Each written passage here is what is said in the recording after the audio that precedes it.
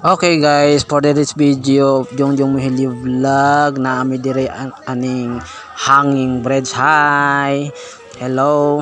Og nangagi mi ning hanging bridge kay mga tumi og barangay Matunog kay mangaon kay naay kaon dito sa simbahan.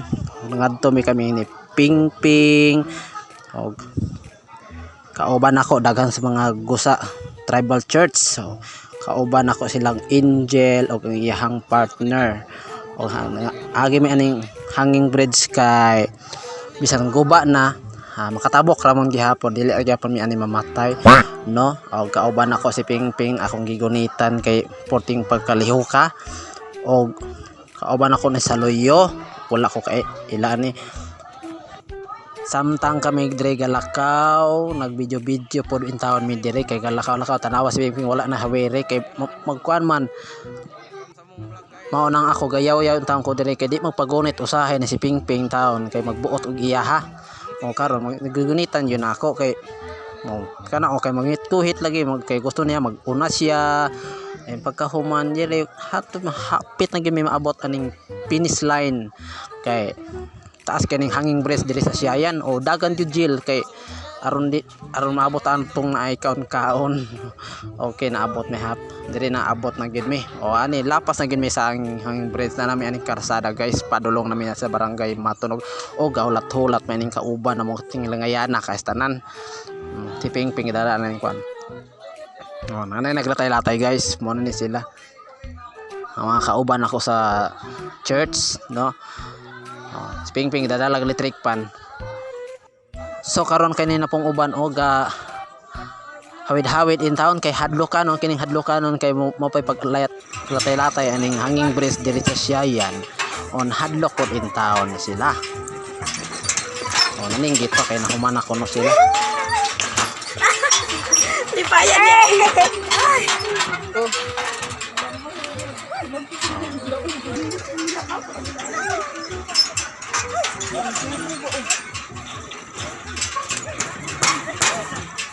Kaluya. Nah, kini bitaong pakalatay sukan. Ay mo klantaw na ko boss. Mura yugi. Pankuan ba? Thank you Lord again.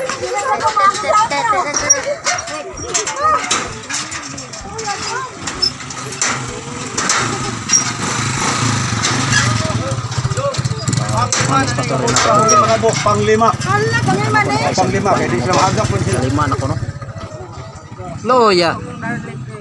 Uncle Tasyo, dahil nagtukag. Ako niya mong pastor, si Pastor Titin. Mabuhay Philippines. Ay, di Pastor Titin, si Sanday ni. Si Portasyon. Mana si Pastor Titin nasa lahi. Inay. Okay, drive store. Agi.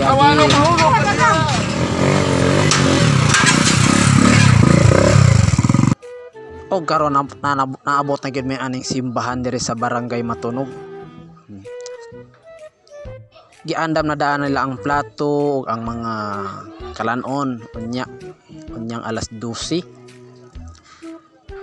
Karon kay naabot na mi diri hulat-hulat may kanos ang magsugod ang simba.